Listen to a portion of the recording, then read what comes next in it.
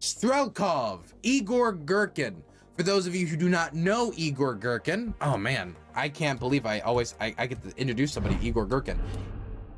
Igor Girkin, not Igor Urgent, Igor Girkin is a Russian war criminal, former FSB agent who helped instigate the war in Ukraine in 2014. He has personally claimed that he was directly involved in starting the war, that he held Crimean politicians at gunpoint in Crimea. He was the defense minister for the Russian proxy Donetsk People's Republic for I think 2014 to 2015. He was involved in multiple battles during the anti-terrorism operation, the ATO, in eastern Ukraine in that time period, and was involved in shooting down civilian airliners, which he was convicted for in an international court. Dude's a war criminal. Dude's a massive bigot, hates the Jews, hates the Romanis, hates the gays. He integrates that into his ideology quite constantly, and he wants to create a greater Russian colonial project in Ukraine, Novorossiya, Greater Russia. And he has been a thug for the Russian state for the last 8-9 years in Ukraine. At least he, not all of those years he's been in Ukraine fighting, but he has at least been an activist when he isn't fighting in favor of more intervention in Ukraine. Now, what's interesting about Igor Girkin, though, outside of the fact that he's been so, embedded in Russian interventionism in Ukraine for the last 9 years, what's interesting about him is his podcast. And there was this thing I would do with my buddy in Kiev, where when he would release a podcast, we'd sit around and watch it. And he would translate it for me live, and we'd giggle and we'd laugh because an Igor Girkin stream was hilarious. So he had this podcast where not only would he be, horribly bigoted and just be like, say the most horrific stuff you can imagine about the Jews and the gays and whatever. And that in and of itself, I thought was stupid. And I kind of giggled at how comically racist he was. But the other thing that I spent more time paying attention to was that he was just kind of a doomer. And what I mean by doomer is that when he would talk about how the Russians are doing in Ukraine, he wouldn't pull any punches. He would say things like, we're doomed on this front, we're getting destroyed, there's not good logistical support. He would make a bunch of legitimate points about how the Russians were failing in Ukraine at some capacity. And then lambast the establishment. Kanita got a tier 1 subscription. And I sub in here too. As the NR1 Bosnian supporter of Dylan, I support the cause. Hey, you know what? We got a lot of Bosnian fans in chat. I appreciate that. Thank you for the tier 1 sub, Bosnian comrade. I appreciate that, okay? Thank you. Man, I got the Bosnian support. I'm happy I won over that lobby group, that special interest group, okay? That's good stuff. But these critiques of the establishment of the military, of the Ministry of Defense, wasn't that they should pull out of the war, but that they should fight the war harder and more aggressive, and they need to go 100% all in on the war, and that they're mismanaging it. And to a certain point, that critique was allowed. You can call it controlled opposition, that many people have called him. You can call it whatever you want, but the critique by him and other Russian military bloggers were allowed, because it wasn't the critique of stop the war, it was fight the war harder. But after the Wagner coup, and after Wagner consolidated a lot of these complaints around themselves and then used it as a justification to march on Moscow, Putin isn't playing around anymore. He isn't playing any games. And so Igor Girkin, after some critiques of the establishment, once again, has been arrested. He isn't the only Russian military blogger who's been arrested, but he's probably one of the most high-profile ones who was as involved with the war as he was. Some people would say that the horrific system that Girkin supported cannibalized him, and in a way it's some sort of justice. But until, in my mind, he stands trial at an international court, we're not going to see the justice for the crimes he committed. In fact, I doubt in our lifetime, wherever we're going to see him stand trial at an international court and pay for the murder of civilians that he was involved in. But this is probably as close as we're going to get to some form of justice, which is him being cannibalized by the system that he supported and wanted to get more brutal. And well, it has gotten more brutal. Congratulations. Be careful what you wish for. There's been a few complaints from Girkin while in prison. One of the main complaints I saw recently is that he's getting transported. This is something his wife said on Telegram, that he's getting transported in transport carriers that also have Ukrainian prisoners of war, and that he feels threatened that maybe they could do something to him because he engaged in terrorism against civilians in Ukraine, and he has openly bragged about war crimes and other horrible things he was involved in. So that's one complaint he had.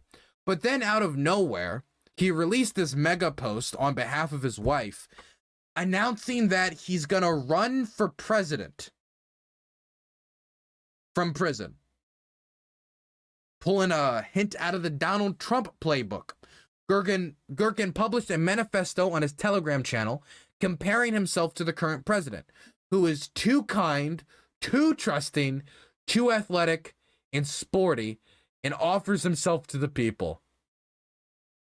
Seriously though, looks like Girkin and his wife gave up on hoping for justice and decided to troll their way out of the situation. Let's read.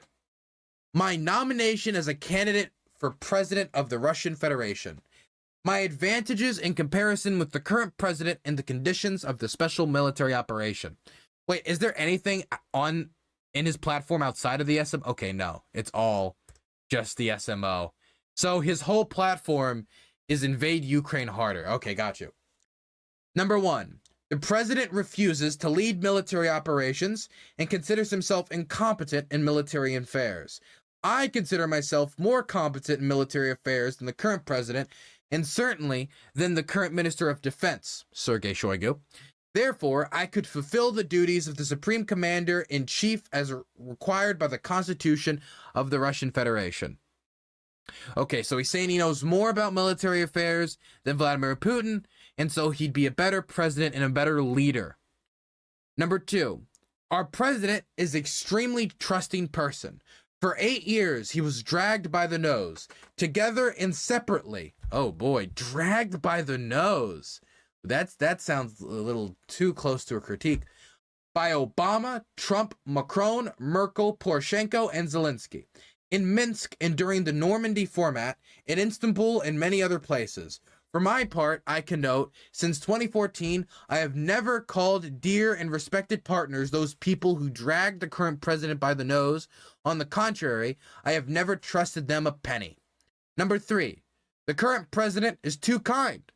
When the special military operation began 1.5 years ago, he was able to quickly make sure that he was being led by the nose, not only by the respected Western and Kiev partners, but also by the heads of our law enforcement agencies, intelligence agencies, and the military-industrial complex. So, Girkin sees how this war is being fought. He sees the kill lists that were acted upon in Bucha.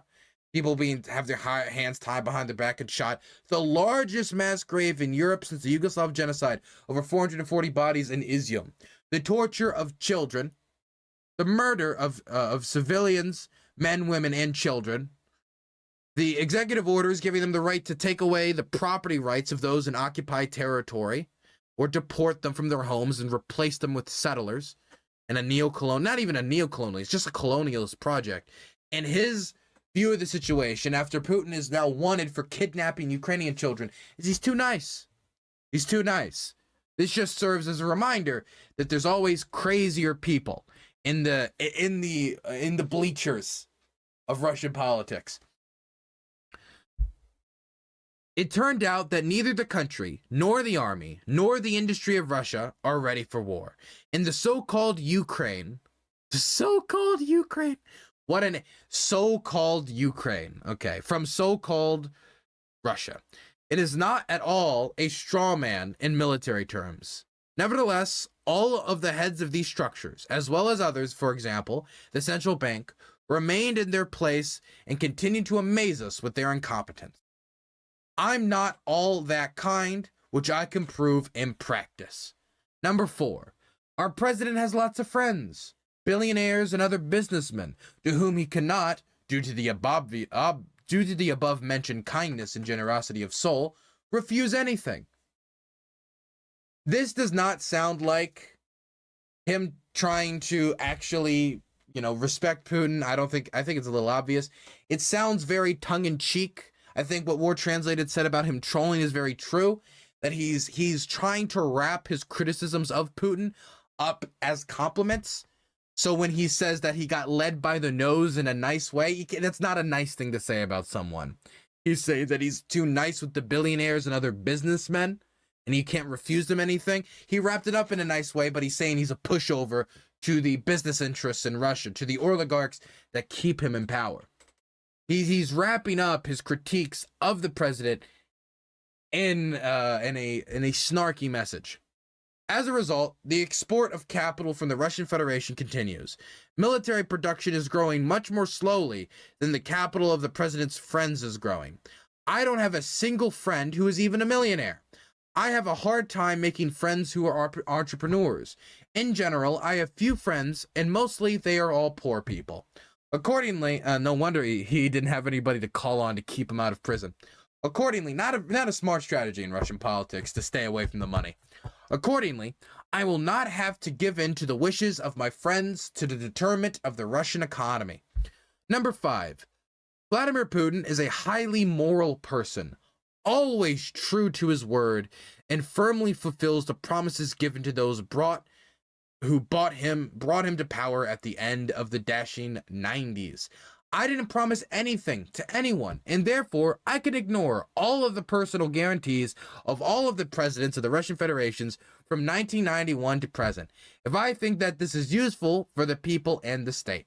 Okay, so he's basically saying that all of the people who keep Putin in power, he doesn't have any promises to. He can avoid that.